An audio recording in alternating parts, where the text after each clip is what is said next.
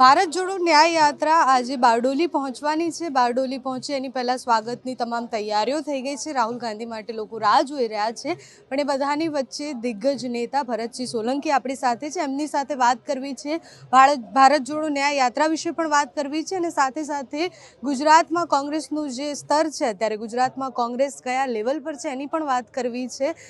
પહેલો સવાલ એ છે કે ભારત જોડો ન્યાય યાત્રા તો શરૂઆત થઈ ગઈ અને આજે છેલ્લો દિવસ છે ગુજરાતમાં। શું લાગે છે ગુજરાતની પરિસ્થિતિ જોતા ન્યાય યાત્રાથી કેટલો ફરક પડશે? સૌ પ્રથમ તો રાહુલજીએ જે પ્રકારે આ દેશમાં શાંતિ, ભાઈચારો, પ્રેમ, નફરત છોડો ના નારા સાથે કન્યાકુમારીથી કાશ્મીરની યાત્રા શરૂ કરી। કેટલાક લોકો મશ્કરીઓ પણ કરતા અને હાંસી ઉડાવતા, પણ જે પ્રકારે 4000 કિલોમીટરનો પદયાત્રાનો પ્રવાસ રાહુલજીએ કર્યો અને એમને રસ્તામાં જે આવકાર, પ્રેમ અને આશીર્વાદ મળ્યા અને દેશના જુદા જુદા સૌ વર્ગના લોકો, સમાજના લોકો બધાએ ભેગા થઈને અનેક માહિતી સાથે એક દિશા નિર્દેશ પણ કર્યો અને એના પરિપાક રૂપે ઘણા બધાને પ્રશ્ન એ થયો, રાહુલજીને કીધું કે આપ દક્ષિણથી ઉત્તર ગયા પણ પૂર્વથી પશ્ચિમ નથી ગયા। ગુજરાતમાં પણ ચૂંટણીઓ ચાલતી હતી 2022ની, એટલે ઘણા બધાએ કહ્યું કે તમે ગુજરાતનો પ્રવાસ નથી કર્યો અને એ સંદર્ભમાં એમણે મણિપુરથી મુંબઈની આ યાત્રા શરૂ કરી। ખૂબ જબરજસ્ત પ્રતિસાદ મળ્યો અને આજે તમે પોતે પણ જોઈ રહ્યા છો લોકોની લાગણી છે અને એને રાહુલજીએ ચૂંટણીના એક મુદ્દા તરીકે નહીં પણ એક વિચાર તરીકે કે આ દેશના મૂળભૂત પ્રશ્નો જે 2014 પછી લોકોએ ખાસ ધ્યાનમાં આવ્યા અને જોયા, એ ચાહે બેરોજગારીની વાત હોય, જ્યાં ભાવ વધારાની વાત હોય, પ્રાઇસ રાઇઝની વાત હોય, ભ્રષ્ટાચારની વાત હોય અને લોકોને પડતી મુશ્કેલી અને લોકોની અંદર જે એક પ્રકારનો એમ કહેવાય કે ચિંતાનો વિષય બન્યો, એને પ્રજાના માધ્યમ દ્વારા શાંતિપૂર્વક કેવી રીતે ઉકેલ લાવવો, એટલા માટે એમણે ભારત જોડો ન્યાય યાત્રાની આ પહેલ કરી છે। એક તરફ ભારત જોડો ન્યાય યાત્રા ચાલે છે, ગુજરાતમાં ન્યાય યાત્રા આવે પહેલા કોંગ્રેસ તૂટતી દેખાઈ। કોંગ્રેસમાંથી નેતાઓ જાય એટલે સ્વાભાવિક એમ લાગે કે કોંગ્રેસમાં પરિવારમાંથી કોઈ ચાલ્યું ગયું, પણ આ પ્રશ્નને મૂલવવો હોય તો જુદી રીતે મૂલવી શકો તમે।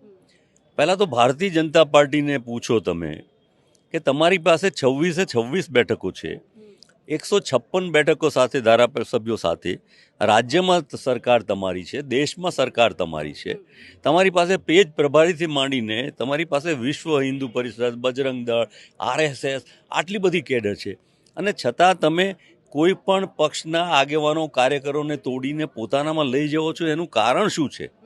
તમે ભયભીત છો, ડરેલા છો, અથવા તો તમારે વિરોધ પક્ષ કોઈ રહે જ નહીં, એની ભૂમિકા જ ના રહે, દેશમાં લોકશાહી જ ના રહે અને ઓટોક્રેટિક રાજ્ય અને દેશ ચાલે એવી વિચારધારામાં માનો છો, એ કારણે આ કરી રહ્યા છો? અને જનારા લોકોને તમે એમને પૂછો કે તમે કેમ જાઓ છો? કોઈ આદર્શ કે સિદ્ધાંતના કારણે કે પ્રજાની સેવા કરવાના કારણે કે જેથી કરીને તમને એવું શું ખાટું મોડું લાગી ગયું કે અચાનક રાહુલજી જ્યારે આ યાત્રા લઈને આવ્યા એવા સમયમાં તમે પક્ષ છોડીને ચાલ્યા જાઓ છો? તમે આટલા સમયથી કોંગ્રેસ જોઈ છે, કારણ કે તમે પ્રમુખ પણ રહી ચૂક્યા છો, તો તમને ખબર છે કે ત્યારે પણ નેતાઓ ગયા છે, અત્યારે પણ દિગ્ગજ નેતાઓ ગયા છે, 40 વર્ષ કોંગ્રેસ માટે કામ। તમે કીધું એને, પણ દિગ્ગજ તો એ હોય કે એના વર્તન, વાણી અને વ્યવહારથી માણસ દિગ્ગજ નેતા છે કે નહીં એ પ્રભાવિત થાય, પણ માણસના જે સ્ટેટમેન્ટ, એની વાતો ચીતો એવી લાગે કે નાનામાં નાનો કાર્યકર પણ એવી ભૂલો ના કરે, એવી ભૂલો મને લાગે છે કરીને એ નાના માણસો છે। કારણ શું છે કોંગ્રેસમાંથી જવાનું? કારણ કે એ લોકો તો એવું કહે છે કે સંગઠનમાં શક્તિ નથી અત્યારે। તમારી જે વાતને હું કહું છું કે આ જ સવાલ તમારે એ નેતાઓને પૂછવાનો અને ભાજપને પૂછવાનો, કે નેતાઓને પૂછવાનું કે તમે કેમ છોડીને ગયા, તો તમને એનો જવાબ મળશે ને એમાં તમને ખરેખર મટીરિયલ કે તથ્ય લાગે તો એના પર વિચાર કરવાનો, પણ અંગત સ્વાર્થ ખાતર અથવા લાભ લાલચ માટે ગયા હોય તો એ માટે એ જવાબદાર પોતે છે।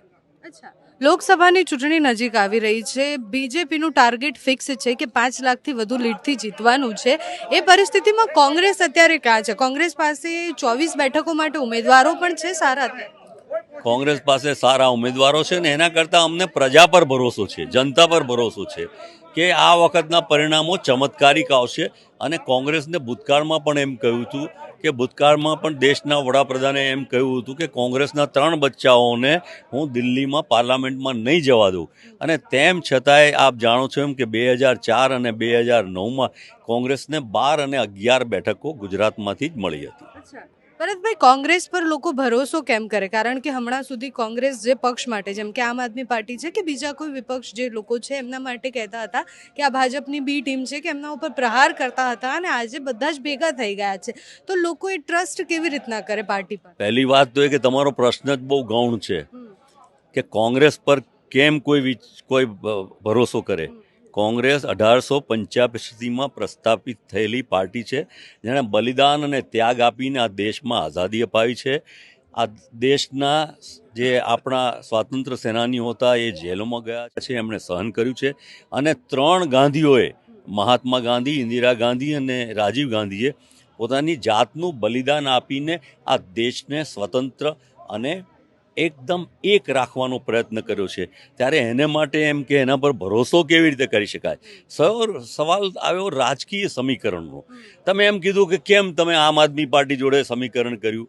સમીકરણનો મુખ્ય ઉદ્દેશ અને હેતુ કે જે ખરેખર આ દેશને પાયમાલ કરી રહ્યા છે, નુકસાન કરી રહ્યા છે, દેશને વેચી રહ્યા છે, મોંઘવારી વધારી રહ્યા છે, ઇન્ફ્લેશન વધારી રહ્યા છે, બેરોજગારી વધારી રહ્યા છે, દેશને છેતરી રહ્યા છીએ, અને બધી જ બાબતોમાં નિષ્ફળ જઈને મુઠ્ઠીભર લોકોને માટે જે પાર્ટી કામ કરી રહી છે આ દેશમાં, અને એને માટે જ્યારે લોકશાહીમાં સત્તા એટલે કે સેવા માટેના સાધન તરીકે ચૂંટણીઓ આવી રહી છે, ત્યારે એના સમીકરણના ભાગરૂપે આ યોજાઈ રહ્યું છે. જ્યારે ચૂંટણી આવે ત્યારે જ કોંગ્રેસ એક્ટિવ કેમ દેખાય? એવું આપને લાગે છે?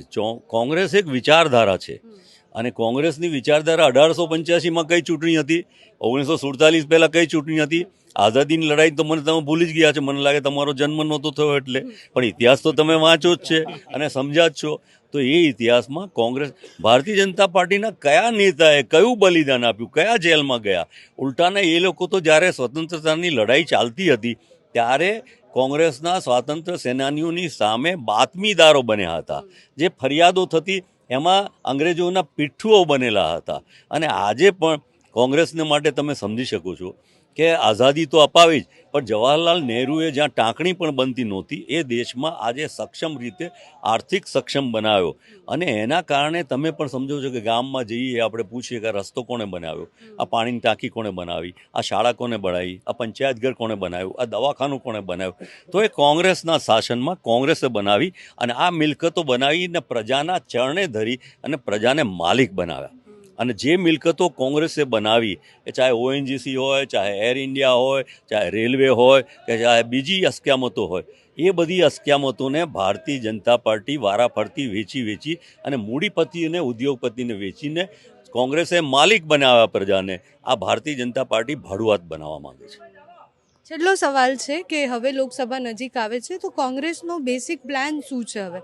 કોંગ્રેસનો બેઝિક પ્લાન પ્રજાની સાથે રહેવાનો, પ્રજાના સુખ દુઃખમાં રહેવાના, પ્રજાની સાથે જ રહેવાનો છે. અને આવનારા સમયમાં જે પ્રકારના વચનો આપ્યા છે, ચાહે ખેડૂતની વાત હોય, એને ટેકાના ભાવ MSP આપવાની વાત હોય, કે યુવાનોને રોજગારી આપવાની વાત હોય, કે એને માટે ફંડ રિલીઝ કરવાની વાત હોય, એ તમામ મુદ્દાઓમાં કોંગ્રેસ સક્ષમ છે અને કોંગ્રેસ કરી બતાવશે કે છે. ધન્યવાદ. Thank you. આપ અમારી સાથે વાત કરી આપે એના માટે પણ થેન્ક યુ.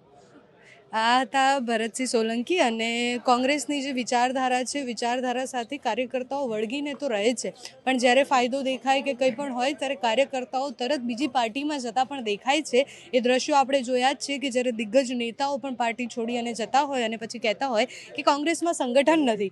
કોંગ્રેસની ભારત જોડો ન્યાય યાત્રા હોય કે પછી એક પરસેપ્શન સેટ કરવાનું હોય, એ સેટ કરવામાં અત્યાર સુધી કોંગ્રેસ કાચી પડી છે.